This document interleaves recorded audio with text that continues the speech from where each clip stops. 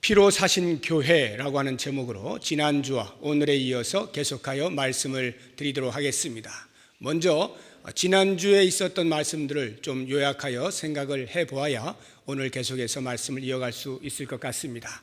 사도 바울은 교회를 보살핀다라고 할 때에 삼위 하나님의 교회관을 먼저 피력하고 있는 것을 볼 수 있습니다. 삼위 하나님의 교회, 즉 성부 하나님의 교회, 이 땅에 있는 교회는 성부 하나님의 교회입니다. 하나님께 속한 교회, 하나님께서 주인이신 교회, 하나님이 임재하시는 교회입니다. 그 교회 안에 우리가 있으므로 하나님의 임재를 경험하게 되는 것입니다. 그래서 이 교회는 가치가 있습니다. 두 번째로 성자 하나님의 교회입니다. 예수 그리스도의 피로 값주고 사신 교회입니다. 베드로의 신앙 고백 위에 이 반석 위에 내 교회를 세우겠다 말씀을 하시고 십자가에서의 죽으심으로 그 피 흘리심의 대가로 교회가 시작이 되었습니다. 세 번째로 성령 하나님의 교회입니다. 이 땅에 있는 교회는 성령께서 친히 역사하시고 일하시는 교회입니다. 그래서 교회의 감독자를 성령께서 친히 사십니다. 성령께서 인치십니다. 성령께서 세우십니다. 성령의 충만함이 있는 교회, 성령께서 역사하시는 교회, 성령의 은사가 풍성한 교회, 성령이 다스리시는 교회가 이 땅에 있는 교회입니다. 이와 같은 교회를 생각할 때에 이 교회는 가치가 있습니다. 특별히 예수 그리스도의 피로 값주고 사신 교회라고 할 때에 그 교회의 가치는 말할 것도 없습니다. 그리스도의 피는 곧 생명을 의미하는 것인데 예수 그리스도의 생명을 맛바꾸어서 사신 것이 교회라고 할 때 이 교회의 가치는 대단한 것입니다. 그래서 삼위 하나님께서는 이 가치 있는 교회를 홀로 두지 아니하시고 보호하시고 지키시고 보살피시는 것입니다. 이렇게 교회를 보살피실 때 두 가지 장치를 해놓으셨습니다. 첫째가 교회의 지도자들을 세워서 교회를 보살피시는 것이고, 두 번째가 하나님의 말씀인 성경을 주심으로 교회를 보살피시게 하셨습니다. 교회를 보살핀다라고 할 때 우리들에게 갑옷을 입혀준다든지 초롱성과 같은 성 안에 들어가게 해서 어떠한 외부의 공격도 감히 범접하지 못하도록 만드는 것으로 교회를 보호하는 것이 아니라 종이 조각에 불과한 이 성경의 말씀, 이것을 보호하는 장치로 주셨다라고 할 때 그 의미는 하나님의 인격성이라 말씀을 드렸습니다. 즉 이 성경 안에 모든 사탄의 공격을 막아낼 수 있는 진리의 말씀이 들어있고, 어떻게 하면 인생이 복을 받고 어떻게 하면 인생이 화를 입게 되어지느냐라고 하는 화복의 문제가 기록되어져 있는 이 하나님의 말씀을 우리에게 주심으로 우리로 하여금 자원하여 스스로의 선택에 의하여 바르게 반응을 할 때 하나님께서 그 교회를 어떻게 보호하시는지를 직접 경험토록 하시기 위한 이러한 인격적인 요소가 바로 이 말씀을 주신 것에 담겨 있는 것입니다. 그러므로 우리는 하나님의 말씀이 우리 손안에 있다 할지라도 때로는 교회가 어려움을 겪고 교회가 분열이 되어지거나 힘든 시기를 겪을 때가 있는 것은 이렇게 인격이신 하나님께서 인격적인 반응을 요구하고 계시기 때문에 그 반응을 제대로 하지 아니할 때 나타나는 현상들입니다. 우리 교회가 건강한 교회냐라고 하는 것은 얼마나 우리의 손안에 들려져 있는 이 하나님의 말씀에 바르게 반응하고 인격적인 반응을 하고 순종하여 나아가느냐 하는 것에 달려 있음이 주지의 사실입니다. 이와 같은 하나님의 교회를 보살피시는 데에 주어진 이 성경 말씀 외에 그 말씀을 가르치는 교사들을 세웠다. 교회의 감독자, 지도자를 세워서 이 교회의 지도자들은 무엇보다 먼저 자기 자신을 경성하고 성도들을 살펴 그와 같은 일을 잘 감당할 수 있어야 합니다. 이것을 정신을 차린다라는 것으로 말씀을 드렸습니다. 교회의 지도자들과 온 성도들은 정신을 차려야 합니다. 그렇게 정신을 차려서 교회를 보살필 때 양떼들을 보살필 때 교회 지도자들은 과연 무엇으로부터 교회를 보호해야 되고 어떻게 그 교회를 보살펴 나가야 할 것이냐라고 하는 것이 오늘 우리가 함께 생각해 볼 말씀의 내용들입니다. 오늘 본문의 말씀을 보게 되면 두 가지로 우리에게 소개를 해놓고 있는데 그 첫 번째가 거짓 교훈으로부터 보호하는 것입니다. 교회의 지도자들은 온 성도들이 거짓 교훈에 속아 넘어가지 아니하도록 보호할 의무와 권리와 책임이 있는 것입니다. 오늘 말씀을 같이 한번 보시죠. 29절과 30절입니다. 사도행전 20장 29절에서 30절까지 같이 읽어보겠습니다. 내가 떠난 후에 사나운 이리가 여러분에게 들어와서 그 양떼를 아끼지 아니하며 또한 여러분 중에서도 제자들을 끌어 자기를 따르게 하려고 어그러진 말을 하는 사람들이 일어날 줄을 내가 아노라. 여기 이 두 절의 말씀에 사도 바울은 아직 일어난 일은 아닙니다만 자기 자신이 에베소 교회를 떠나서 더 이상 목양하지 아니하게 될 멀지 않은 미래에 이와 같은 일이 일어날 것을 예견하고 에베소 교회 장로들을 불러다가 이 부분을 신신당부하는 것입니다. 이런 일이 일어나게 될지 모르니 너희들은 정신을 차려서 교회를 잘 보살펴라 하는 것입니다. 29절을 보시게 되면 사나운 이리가 교회 공동체 안에 있게 되어질 것을 말씀합니다. 사나운 일이라고 하는 것은 거짓 선지자들, 쉽게 이야기하면 이단, 거짓 교리를 가르치는 사람들의 무리를 말하는 것입니다. 이 사나운 이리는 교회 공동체 안에 들어와서 양떼들을 아끼지 아니합니다. 아끼지 아니한다는 말은 마구 거침없이 모두 한꺼번에 회수를 시킨다, 회파한다, 상처를 입힌다, 이런 의미입니다. 이 사나운 이리가 과연 교회 공동체 안에 존재하는가라고 할 때에 감사하게도 우리 교회 안에는 아직 그러한 무리들이 보이지는 아니합니다. 그래서 감사하긴 한데 그렇다고 해서 교회 공동체 안에 이런 무리가 전혀 없는 것은 아닙니다. 있을 수 있어요. 제가 누누이 말씀을 드리지만 최근 몇 년 사이에 기승을 부리고 있는 이단 가운데서 특별히 신천지라고 하는 이단이 교회 안에 직접적으로 들어와서 침투하여서 성도들을 빼앗아가는, 여기에 나오는 말씀 그대로 양떼를 아끼지 아니하고 사정없이 마구 훼손을 시키는 그러한 일들이 버젓이 일어나고 있습니다. 우리 이 부평 지역 바로 인근에 있는 교회들이 그런 일들을 당한 것을 뻔히 우리가 듣고 있는 것입니다.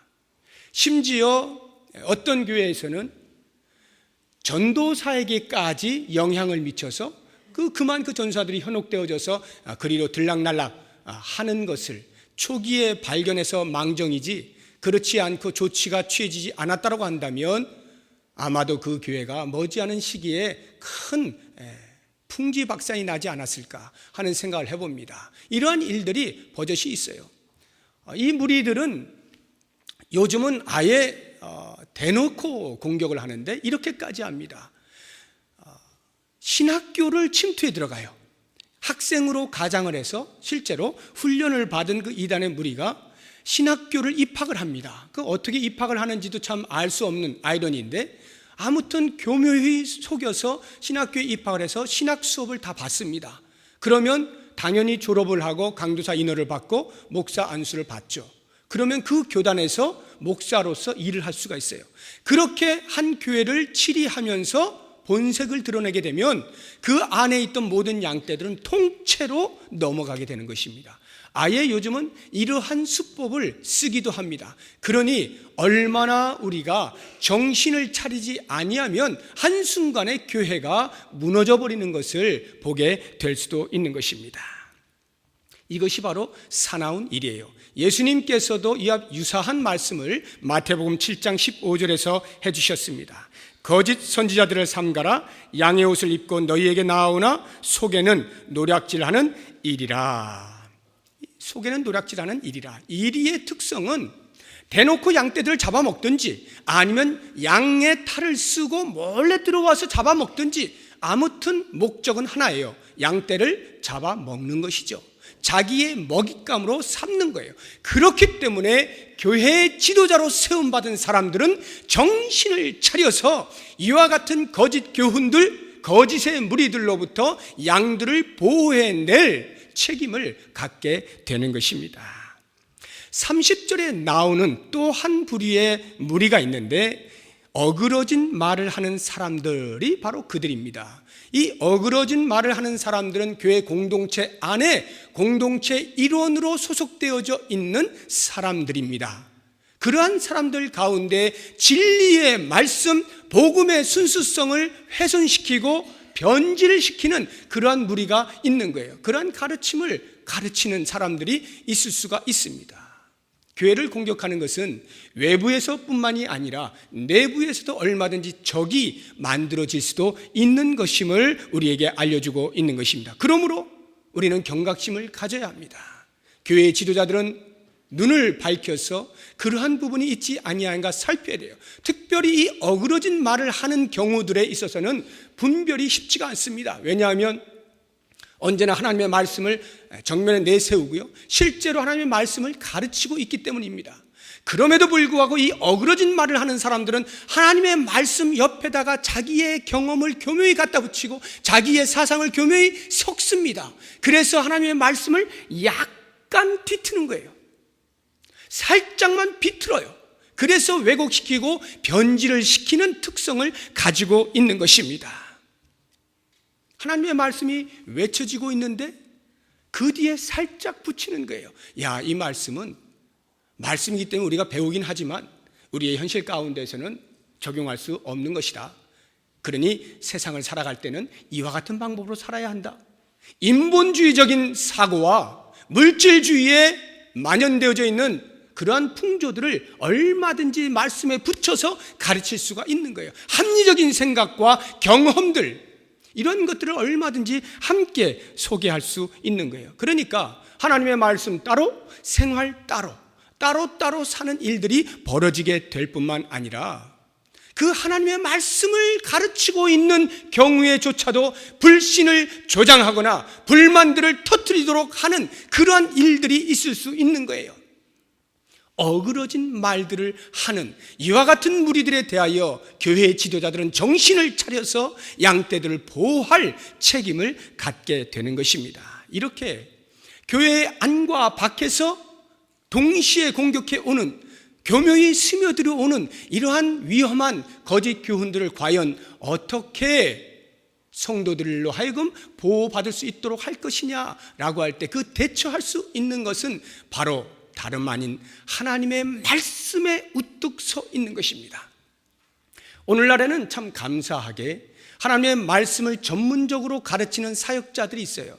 목회자들이라고 말하죠. 또는 교육자들이라 이렇게 표현하는데 말씀을 전문적으로 가르치는 사람들이 있어요. 얼마나 감사한지 모릅니다. 그러니까 교회의 중직자들이, 지도자들이 할 수 있는 일은 그러한 말씀을 가르치는 자리에 성도들을 인도하는 것입니다. 소개하는 것입니다. 안내하는 거예요. 하나님의 말씀에 뿌리에 깊이 내리십시오라고 소개를 하고 권면을 하는 그러한 일들을 해주면 되는 것입니다. 그러면 교역자들은 목숨을 걸고 하나님의 말씀을 바르게 해석하여서 잘 가르쳐 어떠한 거짓 교훈에도 요동하지 아니할 수 있는 든든한 신앙인으로 만들어내는 거죠. 이것이 교회 지도자들이 해야 할 일이에요. 그러니까 우리 교회 안에 그런 하나님의 말씀을 배우는 장들이 있다라고 할 때에 누구보다 먼저 솔선하여서 나와야 하는 사람이 누구겠습니까? 당연히 교회 지도자들이죠. 중직자들이 가장 먼저 하나님의 말씀을 배우고자 하는 그 열심 앞에 서 있어야 됩니다. 빼면 안 돼요.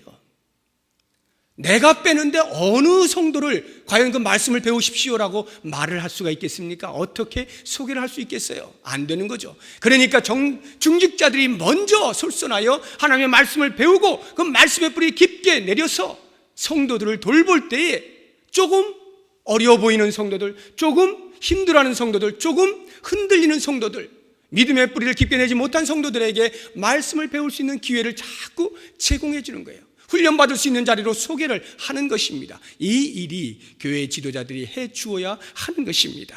뿐만 아니라 그 성도들이 과연 하나님의 말씀대로 잘 살아가고 있는가 하는 일상의 삶들을 살펴주어야 되는 거예요. 그래서 때로는 위로와 격려로, 때로는 도전으로, 때로는 책망과 훈계로 하나님의 말씀대로 살아갈 수 있도록 옆에서 계속 지원을 해 주어야 하는 것입니다.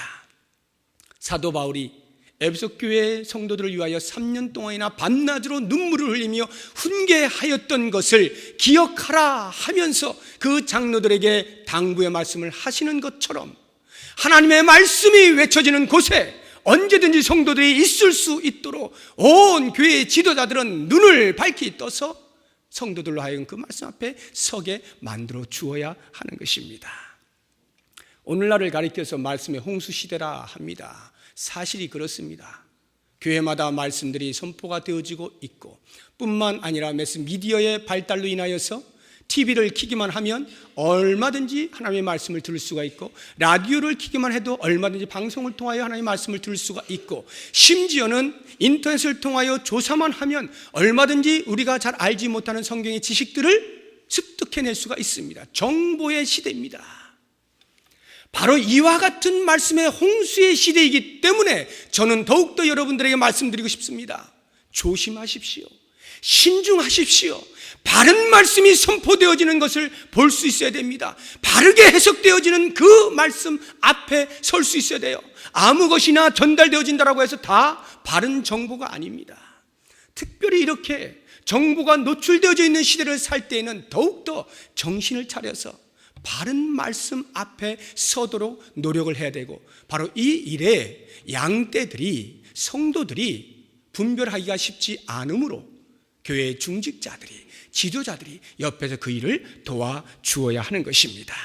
그렇게 할 때에 과연 하나님의 말씀이 어떻게 교회를 지키시고 보호하시고 돌보시는지를 우리 스스로 경험할 뿐만 아니라 입증을 할 수 있어야 하는 것입니다.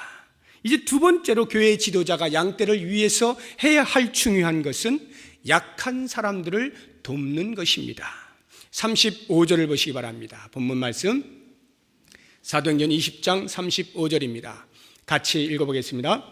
범사에 여러분에게 모본을 보여준 바와 같이 수고하여 약한 사람들을 돕고 또 주 예수께서 친히 말씀하신 바 주는 것이 받는 것보다 복이 있다 하심을 기억하여야 할지니라. 아멘. 네. 하나님의 말씀을 바르게 가르치면 반드시 그 말씀에 순응할 때에 나타나는 현상이 사랑입니다. 돌봄과 베품이 있게 마련입니다.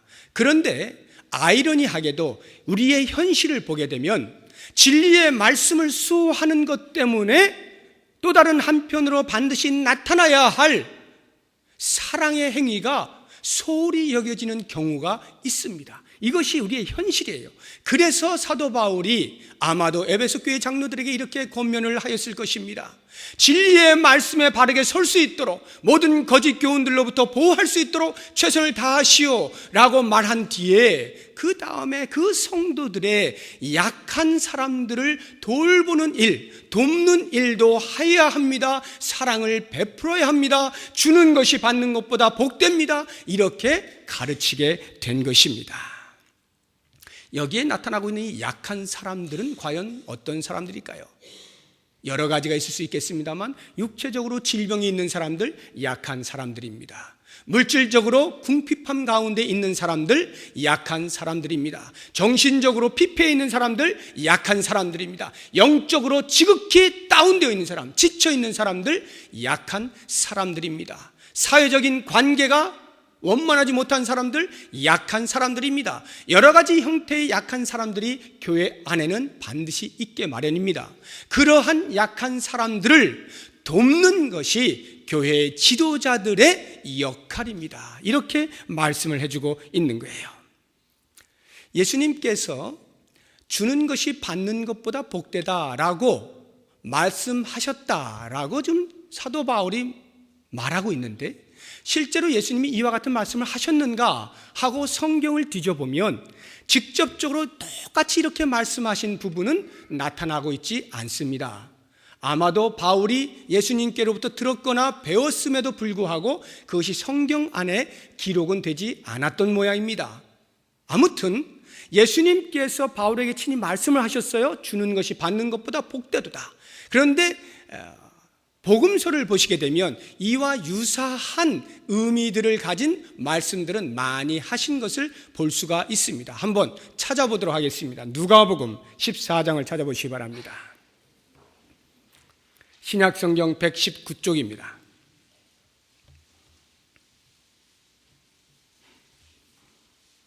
누가복음 14장 12절에서 14절까지의 말씀입니다.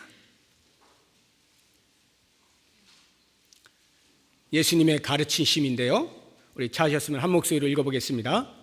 또 자기를 청한 자에게 이르시되 내가 점심이나 저녁이나 베풀거든 벗이나 형제나 친척이나 부한 이웃을 청하지 말라. 두렵건대 그 사람들이 너를 도로 청하여 내게 가품이 될까 하노라. 잔치를 베풀거든 차라리 가난한 자들과 몸 불편한 자들과 저는 자들과 맹인들을 청하라. 그리하면 그들이 갚을 것이 없으므로 내게 복이 되리니 이는 의인들의 부활 시에 내가 가품을 받겠음이라 하시더라. 여기를 보시게 되면 예수님께서 주는 것이 받는 것보다 복되다라고 하는 그러한 개념의 말씀을 하고 계시지 않습니까? 베풀 것이 없는 자에게 베풀어라 하는 것이 예수님의 가르침입니다. 그러면 벗이나 형제나 친척들이나 부한 자들에게는 절대로 베풀면 안 됩니까? 그런 말씀은 아니죠. 얼마든지 베풀어도 됩니다. 픽차에 서로 돕고 베푸는 일들 얼마든지 교회 공동체 안에서 있을 수 있는 것입니다. 그러면 왜 그들이 아닌 저는 자들과 맹인들과 가난한 자들, 몸 불편한 자들, 이러한 자들에게 베풀라고 말씀을 하실까요? 그것은 그 당시에 그러한 사람들에게까지 눈을 돌리지 않았기 때문입니다. 벗에게 베풀거나 가족에게 베풀거나 자기에게 뭔가 혜택이 될 만한 사람에게 베푸는 일들은 자연스럽게 행동으로 옮겨지지만 내가 도움을 주어서 아무런 돌아오는 것이 없겠다 싶은 사람에게는 선뜻 손이 내밀어지지 않는 것이 우리 인간의 이 본성이라 이런 말입니다. 그래서 그런 사람들이 소외를 받고 있는 상황이에요. 그러할 때 예수님께서 하시는 말씀이 그러한 부한자들에게만, 그러한 형제들에게만, 그러한 벗들에게만 할 것이 아니라 베풀 것이 없어 돌아올 것이 없는 그러한 사람들에게까지라도 베풀어라 이 말이에요. 그 사람들에게까지 베풀어라. 이것이 교회 공동체라 가르쳐 주시는 것입니다. 갚을 자가 갚을 것이 없는 자에게까지 베푸는 것, 이것이 그리스도인이에요. 그래서 그 예수님 당시에 그 바울이 그 에베소 교회 성도들에게 말씀을 이렇게 전할 때에 가난한 자들을 도와라, 약한 자들을 도와라라고 말씀을 하실 때에 그 상황이 어느 상황이냐면 바울이 마게도냐 지방을 돌아다니면서 또 그 밑에 아가야 지방을 돌아다니면서 예루살렘 교회가 심히 어려우니까 그 예루살렘 교회를 좀 도웁시다 라고 말을 함으로써 그들이 돕게 되어진 그 헌금을 들고 이제 곧 예루살렘 교회를 방문하기 직전에 말씀을 던지고 있는 상황 아닙니까? 그럼 이 말씀을 가만히 보십시오. 실제로 고린도 교회에 가서 사도 바울이 편지를 쓸 때, 고린도 교회 성도들이 편지를 쓸 때 마게도냐에 있는 교회 교인들이 내가 예루살렘 교회가 어렵다라고 말을 하니 그 성도들이 자기들도 극심한 가난한 가운데 있음에도 불구하고 힘에 지난 자원하여 연보를 하였다, 이렇게 소개를 하면서 고린도 교회 교인들에게도 함께 동참해 줄 것을 호소하고 있는 장면이 나옵니다. 같이 한번 찾아보겠습니다. 고린도후서 8장입니다.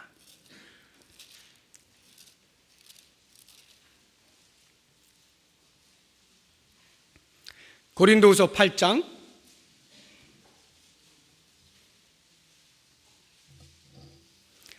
1절에서 5절까지의 말씀이 그와 같은 말씀들입니다.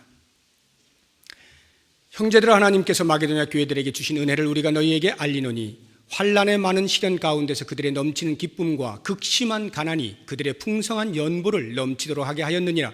내가 증언하노니 그들이 힘대로 할 뿐 아니라 힘에 지나도록 자원하여 이 은혜와 성도 섬기는 일에 참여함에 대하여 우리에게 간절히 구하니 5절 같이 읽겠습니다.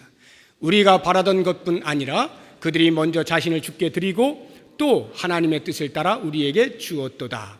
이 5절의 말씀을 가만히 보시게 되면 마게도냐 교회 교인들이 극심한 가난 가운데에도 기꺼이 헌금에 동참을 하였는데 우리가 바라던 것뿐 아니라 사도 바울은 예루살렘 교회를 좀 도와주십시오라고 하는 것이었어요. 그런데 그 구호금뿐만 아니라 그들이 먼저 자신을 주께 드리고 또 하나님의 뜻을 따라 우리에게 주었도다. 우리는 바울 선교팀을 말하는 거예요. 바울이 선교하는 데 있어서 필요한 물질, 선교 후원금도 주었다라고 하는 것입니다. 그런데 중요한 것은 바로 그 앞에 나와 있는 먼저 자신을 주께 드리고 라고 하는 이 말씀입니다. 여기에 우리가 초점을 맞추어야 됩니다. 어떻게 하여서 마게도냐의 성도들은 자기들조차도 입에 풀칠하기 힘든 상황 가운데에서 예루살렘 교회의 어려움에 대하여 기꺼이 동참을 할 수 있었는가 라고 할 때 다른 그 무엇이 아닌 마게도냐 교회의 성도들은 자기 자신을 먼저 하나님께 드린 사람들입니다. 하나님께 자기 자신을 들여놓으니까 나의 삶은 하나님이 책임지신다, 내 삶은 하나님께 있다, 하나님께서 일용할 양식을 주신다라고 하는 믿음과 확신이 있었기 때문에 그렇게 살아버리는 사람들은 더 이상 콩 한쪽 갖고 어떻게 하루를 살까를 고민하지 않게 되는 것입니다. 차라리 가난한 자들의 소식을 듣게 되어질 때 그 콩 한쪽을 반으로 쪼개서 반을 나누어 줄 수 있는 마음이 형성이 되는 거예요. 마게도냐 교회 성도들이 이와 같았던 것입니다. 얼마나 놀라운 일입니까? 오늘날 우리 교회는 1년의 예산이 책정이 되어져 있어요. 빠듯하게 돌아가는 재정들입니다. 그러니까 어디 한눈 팔 데가 없어요. 교회가 유지되어지고 정상적으로 나아가기 위해서는 그 계획되어진 안에서 정확하게 움직여져야만 돼요. 예외 상황이 일어나 버리면 안 되는 것입니다. 그런데 여러분, 그렇게 되어질 때에 1년을 살림을 정확하게 잘 할 수 있었을런지는 몰라도 하나님의 은혜가 어디로부터 오는지는 잘 알 수 없습니다. 마게도냐 교회의 성도들은요, 바로 이 부분 때문에 극심한 가난에도 불구하고 가난한 자들에 대한 손을 내미는 이 행위가 있었기 때문에 하나님의 은혜가 무엇인가를 경험할 수 있었던 사람들입니다. 예루살렘 교회, 갚을 것이 없는 교회입니다. 가난해도 찢어지게 가난한, 이제 막 죽게 되어지는 그러한 성도들에게 무엇을 기대할 수가 있겠어요? 그런데 그 갚을 것이 없는 사람들에게 별로 가진 것 없는 마게도냐 교회의 성도들이 콩 한쪽을 나누어 주는 이러한 일들은 바로 이 예수님의 가르침, 갚을 것이 없는 자에게까지 베풀어라 하는 이 말씀에 순종하는 것 아니겠습니까? 그래서 하나님께서는 이스라엘 백성들을 인도하실 때에도 광야에서 40년 동안 오직 만나를 가지고 먹이시는데 그 만나를 매일 새벽마다 거두게 만드시고 많이 거둔 자는 적게 거둔 자에게 나누어 주도록 하십니다. 결코 쌓아두지 못하게 하죠. 쌓아두는 즉시 그 다음날 다 썩어서 먹을 수가 없게 되지 않습니까? 무엇을 말합니까? 교회 안에 넉넉한 자가 교회 안에 부족한 자를 보충하여 주므로 균등한 삶을 살게 하시는 것입니다. 넉넉함으로 부족함을 보충하는 원리가 교회의 공동체예요. 바로 이 일을 교회의 지도자가 해 주어야 하는 것입니다. 그래서 교회 지도자는 사실 알고 보면 할 만한 게 못 돼요. 간 빼주고 쓸개 빼주고 돈 다 바치고 시간 바치고 정력 바치는 것이 교회 지도자입니다. 할 게 못 돼요. 남는 장사가 아니에요. 몽땅 다 내줘야 돼요. 이게 교회 지도자입니다. 성도의 양떼들을 위하여 수고하고 애씀이 있어야 돼요. 갚을 것이 없는 자들을 특히 더 돌보아 줄 수 있어야 합니다. 그렇게 될 때에 그 교회 공동체가 어떻게 하나님의 은혜를 받느냐라고 하는 것을 경험하면 그 교회는 드디어 건강해지기 시작하는 거예요. 체질이 개선되기 시작하는 거예요. 그 경험을 하지 못하는 한 교회는 날마다 다람쥐 쳇바퀴 돌듯 1년 그저 그렇게 빠듯빠듯하게 계속 돌아가는 것밖에는 경험을 못하는 것입니다. 약한 자들을 돕는 것, 교회 지도자들의 몫인 것을 기억을 해야 할 것입니다. 이렇게 그 가난한 자들, 갚을 것이 없는 자들에게 주라라고 말씀을 하시는 예수님의 교훈은 그것으로 끝나는 것이 아니라 더 큰 놀라운 원리가 있는데, 그것은 바로 비록 사람에게 되돌림을 받는 일은 없을지 몰라도 우리 하나님께서 그것을 기억하고 갚아주시겠다, 보상의 원리를 우리들에게 가르쳐 주시는 거예요. 다시 한번 누가복음 14장을 보시게 되면 뒷부분에 14절에 이렇게 나오죠. 그리하면 그들이 갚을 것이 없으므로 내게 복이 되리니 의인들의 부활 시에 내가 갚음을 받겠습니다. 의인들의 부활 시에 내가 갚음을 받겠습니다. 하나님께서 현 시대에 우리에게 보상을 해주시든지 아니면 내세의 보상을 해주시든지 반드시 하나님이 기억하고 보상을 해주시는 거예요. 그래서 예수님께서도 분명하게 가르쳐 주시기를 누가복음 6장 38절에 이렇게 가르쳐 주십니다. 주라, 그리하면 너희에게 줄 것이니 곧 후히 되어 누르고 흔들어 넘치도록 하여 너희에게 안겨주리라. 주라는 거예요. 주라는 거예요. 그러면 하나님께서 꽉꽉 눌러서 넘쳐날 때까지 너희의 가슴에 안겨주겠다라고 약속을 해 주시는 것입니다. 이것이 성경의 가르침이에요. 얼마나 놀랍습니까?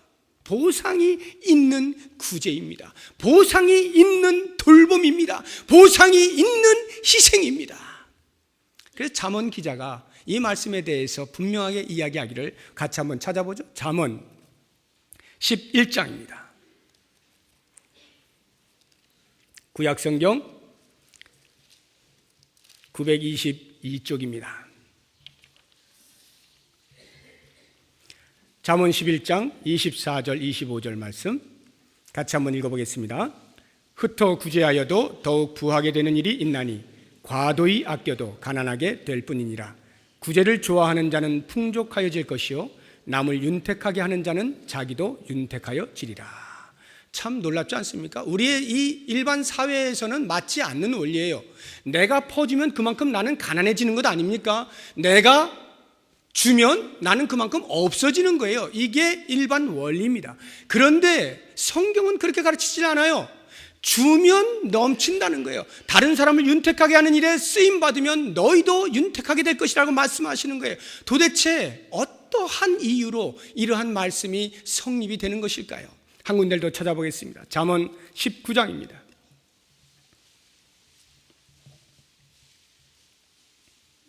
잠언 19장 17절입니다. 같이 한번 읽어보겠습니다. 가난한 자를 불쌍히 여기는 것은 여호와께 구워드리는 것이니 그의 선행을 그에게 갚아주시리라. 보십시오. 가난한 자를 불쌍히 여기는 것이 다른 것이 아닌 여호와께 구워드리는 거래요. 가난한 자에게 내 것을 준 것이 그냥 준 것이 아니라 여호와께는 구워준 것이 된 것이다. 이게 도대체 무슨 말씀입니까? 우리가 우리의 돈을 축적하기 위하여 은행에다 저금을 하잖아요. 그럼 약간의 이자가 나오지 않습니까? 그것으로 만족하고 기뻐하죠. 그리고 더 저축을 하죠. 그러나 은행 부도 나면 돈도 함께 날아가요. 그런데 우리 하나님께 구워준 바가 되면 우리 하나님은 부도가 없으신 분이에요. 모든 만물을 지으신 주인이셔요. 그 주인 대신 하나님께 구워준 바가 되는 행위다, 이런 말입니다. 여러분, 왜 하나님께서 이와 같이 말씀하시면서까지 우리에게 그 가난한 자를 돌보도록 하십니까? 우리가 있는 것, 그게 우리 겁니까? 우리 거 아니죠. 하나님이 맡겨주신 거잖아요. 그거 갖고 잠시 생색내는 거잖아요. 그런데 그것이 여호와께는 구워준 바가 되기까지 하신다는 거예요. 마치 부모님에게 용돈 받은 자녀가 부모에게 눈깔 사탕 하나를 주었을 때 그 부모가 감동을 하고 그 자녀에게 먹을 것과 입을 것과 잠잘 것과 필요한 것들을 다 공급해 주는 것과 같은 그러한 원리가 바로 이 말씀입니다. 우리는 마치 우리 것 갖고 뭘 하는 것 같지만 사실은 아버지 하나님께서 주신 것, 그것 가지고 조금 생색내는 거 아닙니까? 그런데 그 생색조차도 우리 하나님은 기뻐하시면서 너 나한테 구워준 바 된 거야, 그러니까 내가 너에게 갚아줄게 하시면서 그 일을 감당케 하시는 거예요. 이것은 우리에게 단순히 윤리적인 차원에서 권면하시는 게 아니에요. 너희도 그렇게 살아야지, 그 정도는 돼야지. 그게 아니라 이것이 바로 하나님 나라의 삶의 방식이라는 거예요. 이게 삶의 방식이고 삶의 지혜라는 거예요. 여러분, 왜 주는 것이 받는 것보다 복됩니까? 당연히 하나님께서 갚아주시기 때문에 더 복된 거예요. 그러나 그것보다 더 중요한 것은 이미 제가 말씀을 드린 대로 하나님의 은혜를 경험하게 되는 것 때문입니다. 내 옆에 있는 가난한 자가, 내 옆에 약한 자가 하나님의 형상대로 지음받은 자이기 때문에 그 가치만 보더라도 우리는 얼마든지 약한 자들을 도울 수 있어야 합니다. 그것만 해도 훌륭한 거예요. 그러나 우리 하나님께서는 그것으로 끝나는 게 아니에요. 더 중요한 것은 나의 그 행위를 통하여서 하나님의 은혜를 경험케 하시겠다는 거예요. 내 지갑을 열어서 주었더니 그 빈 지갑에 하나님께서 채워주신다는 거죠. 내 그릇에 있는 것들을 나누어 주었더니 그 빈 그릇에 하나님이 채워주신다는 거예요. 그러면 보십시오, 내가 내 그릇에서 있는 것 가지고 나 먹을 거 다 먹고 조금 남은 것 가지고 생색을 이렇게 낸다라고 할 때는 거기까지밖에 안 돼요. 우리의 돕는 행위와 구제의 행위는 거기까지밖에 안 돼요. 그런데 과감하게 비워보세요. 그릇을 비워보세요. 비워져 있는 그릇을 보고 있는 하나님께서 그냥 빈 채로 놔두실 리가 없죠. 채우시는 거예요. 그러면 하나님의 은혜가 내 그릇 안으로 들어옵니다. 그 들어오는 그릇에 차고 넘치는 것을 다시 흘려보내요. 그러면 또다시 하나님께서 보내주십니다. 끝이 없는 하나님의 자원이 내 그릇을 통하여 끝없이 주변에 펼쳐질 수 있는 유일한 방법은 나누는 겁니다. 그렇게 될 때 나는 뭐라 고백합니까? 내가 가지고 있는 것 갖고 나누었다라고 말합니까? 아니죠. 도저히 나는 그렇게 할 수 없는데 어떻게 하나님께서 은혜를 주셔 이렇게 할 수 있는가 고백하지 않겠어요? 채워주시는 하나님의 은혜를 경험하게 되는 것, 내가 이 땅을 살아가면서 하나님의 은혜를 경험하는 것보다 더 복된 게 어디 있어요? 그러니 주는 것이 받는 것보다 당연히 복되죠. 교회 지도자들이 성도들을 돌볼 때 이와 같은 심정으로 돌보게 되면 그 교회 지도자가 복을 받는 것은 불을 보듯 뻔한 것입니다. 그 교회 지도자들이 복을 받게 되어질 때 그것을 바라보는 성도들이 그 은혜의 통로가 되어진 지도자들을 통하여 받은 은혜 때문에 함께 부유해지지 않겠습니까? 함께 흉내를 내지 않겠습니까? 그러면 이 교회가 그렇게 하나님의 은혜를 흘려보내는 교회가 될 것이고 우리 이 교회를 중심하고 있는 지역이 그 은혜를 나누게 되지 않겠습니까? 그러면 이 밖에 있는 공동체가 교회 공동체를 바라보면서 이야, 뭐가 달라도 대단히 다른 공동체다. 삶의 방식이 다르다.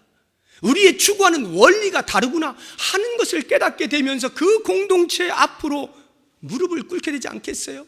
곧 하나님의 놀라우신 능력 앞에 열방이 무릎을 꿇는 일들이 우리의 조그마한 신앙 공동체 안에서의 약한 자들 돌보는 행위를 통하여 얼마든지 있을 수가 있는 것입니다. 사랑하는 여러분, 교회 지도자로 책임을 맡았다라고 한다면 그 직분을 맡은 자가 할 수 있는 것은 내 옆에 있는 가난한 자, 내 옆에 있는 약한 자를 기꺼이 돌보고 기꺼이 내어줌으로써 온 교회 공동체가 건강하게 되어져서 하나님의 나라가 바로 이와 같구나 하는 것을 증명하며 살아갈 수 있는 복된 교회가 되시기를 주의 이름으로 축복합니다. 기도하겠습니다.